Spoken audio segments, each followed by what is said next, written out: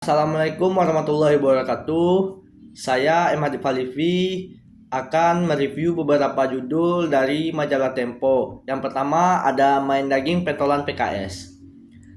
Laporan investigasi Tempo mengenai kasus korupsi impor daging yang melibatkan Partai Keadilan Sejahtera atau PKS bermula pada Maret 2011 dari pengakuan importir Ahmad Farhan yang mengungkap ketidakadilan dalam alokasi kuota impor. Penyelidikan mendalam mengungkapkan keterlibatan pejabat PKS termasuk Menteri Pertanian dalam praktik jual beli kuota. Pelapor seperti Yudi Setiawan, seorang narapidana kasus korupsi, memberikan bukti penting yang menghubungkan Lutfi Hasan Ishak dan Ahmad Fatonah dengan praktik suap terkait kuota impor daging. Investigasi ini menghadapi tantangan termasuk ancaman dan gugatan, namun berhasil mengungkap aliran dana hingga 2 triliun yang sebagian digunakan untuk pemilu 2014. Peliputan ini berujung pada penangkapan Lutfi dan Fatona oleh KPK pada 2013, menegaskan laporan Tempo tentang korupsi di tubuh PKS dan kementerian terkait, keberanian narasumber serta ketekunan jurnalis menjadi kunci keberhasilan investigasi ini. Yang kedua ada Simsalabim Jenderal SIM. Dalam mengungkapkan kasus korupsi pengadaan simulator SIM, Tempo menerima dokumen bukti dari Sukojo S. Bambang melalui pengacaranya Erik S. Paat pada 2012. Dokumen tersebut mengungkap suap dan penyalahgunaan wewenang oleh pejabat Polri, termasuk Inspektur Jenderal Joko Susilo. Peliputan ini menghadapi berbagai hambatan, seperti permintaan suap dari pihak yang memiliki dokumen. Meski demikian, Tempo berhasil memverifikasi bukti melakukan wawancara dengan Sukojo di penjara dan menyelidiki lokasi terkait proyek melalui investigasi mendalam. Yang ketiga ada Villa Liar Petinggi Jakarta. Investigasi Tempo pada 2007 mengungkapkan sekitar 1.500 villa ilegal di kawasan Puncak Bogor yang dibangun di atas tanah konservasi. Banyak villa tersebut dimiliki oleh pejabat tinggi, pengusaha, dan jenderal termasuk Wiranto mantan Panglima TNI. Investigasi dimulai dari dokumen yang diperoleh wartawan Cahyo Junaidi, kemudian diperkuat dengan penyamaran tim investigasi untuk mengakses villa-villa mewah. Liputan ini juga mengungkap praktik jual beli tanah ilegal yang melibatkan calo seperti Haji Teteng dan pengusaha King Yuwono. Meskipun pemerintah daerah berupaya membongkar villa ilegal, intervensi pejabat senior dan tekanan politik menyebabkan hanya sebagian villa yang berhasil dibongkar, sedangkan villa milik pejabat tetap dibiarkan berdiri. Penegakan hukum yang tidak konsisten ini menuai kritik tajam dari masyarakat. Yang keempat ada penjara khusus yang terbongkar. Investigasi Tempo pada 2010 mengungkapkan perlakuan istimewa yang diterima Artalita Suryani atau Ayin di rutan Pondok Bambu. Informasi awal datang dari seorang pengusaha pada 2009 yang menyebut Ayin memiliki ruang pribadi dengan fasilitas mewah seperti kasur kulit, sofa, televisi layar datar, dan akses bebas menerima tamu. Tim investigasi Tempo termasuk Budi Riza dan Yuliawati menyamar sebagai pembesuk untuk mengumpulkan bukti informasi dari narapidana dan rekaman video yang diseludupkan mengonfirmasi fasilitas istimewa tersebut. Laporan ini dipublikasikan pada Januari 2010 memicu inspeksi mendadak oleh Satgas Pemberantasan Mafia Hukum yang membenarkan temuan Tempo tersebut. Yang kelima ada jejak suap resep obat. Laporan investigasi Tempo pada November 2015 mengungkapkan praktik suap oleh PT Interbat kepada lebih dari 2.000 dokter di Indonesia.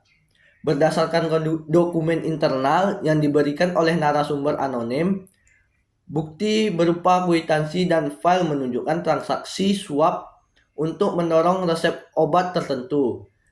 Tim investigasi menggunakan penyamaran sebagai medical representatif untuk memverifikasi bukti dan melakukan wawancara lapangan. Meskipun banyak dokter membantah keterlibatan mereka, investigasi ini mendorong klarifikasi dari pihak terkait seperti KPK, Kementerian Kesehatan, dan pakar farmakologi, serta mengungkapkan hubungan sponsorship antara perusahaan farmasi dan dokter. Liputan ini menekan Kementerian Kesehatan untuk merumuskan aturan baru terkait sponsorship yang berdampak pada harga obat dan biaya perawatan kesehatan. Yang keenam ada lukisan palsu Sang Maestro. Laporan Tempo edisi 25 Juni sampai dengan 1 Juli 2012 mengungkapkan dugaan pemalsuan lukisan Maestro seni rupa Indonesia yang dipamerkan di Museum Oihong Jen, Magelang. Penyelidikan mendalam yang melibatkan wawancara dengan keluarga seniman, pengamat seni dan investigasi lapangan menemukan indikasi bahwa beberapa lukisan dipasok oleh dealer Fani Yuda dan adanya manipulasi foto dalam buku 5 Maestro karya OHD. OHD membantah tuduhan, namun laporan ini memicu diskusi tentang fenomena pemalsuan seni rupa di Indonesia. Peliputan juga mencatat pandangan para ahli seperti Jian Kontu dan Agus Dermawan tentang perlunya lembaga otentifikasi. Dampaknya meluas hingga Singapura, memengaruhi pasar seni Asia Tenggara dan meningkatkan kesadaran kolektor internasional terhadap isu pemalsuan. Yang ketujuh ada rekening gendut perwira polisi.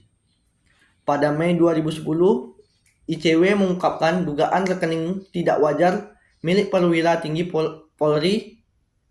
Tempo melakukan investigasi lanjutan dan menemukan data mencurigakan termasuk saldo 54 miliar di rekening Budi Gunawan.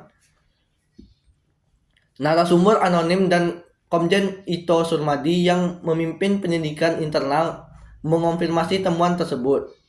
Meski menghadapi ancaman dan tekanan, Tempo menerbitkan laporan berjudul Rekening Gendut Perwira Polisi pada 28 Juli sampai dengan 4 Juli 2010 yang memicu reaksi luas. Namun, meski Budi Gunawan dinyatakan tersangka oleh KPK pada 2015, kasusnya terhenti di Bareskrim dan ia dilantik sebagai Wakapolri. Selanjutnya ada bara proyek petinggi Demokrat.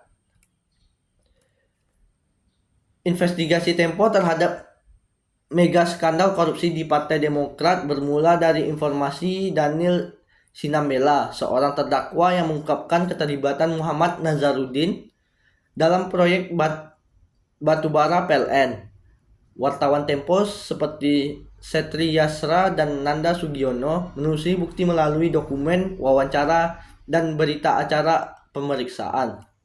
Liputan ini juga mendapat pengakuan penting dari Mindo Rosalina Manulang tentang suap proyek Wisma Atlet Palembang, serta catatan keuangan grup Permai yang mengungkapkan skala besar korupsi melibatkan proyek pemerintah, pejabat DPR, dan kepala daerah.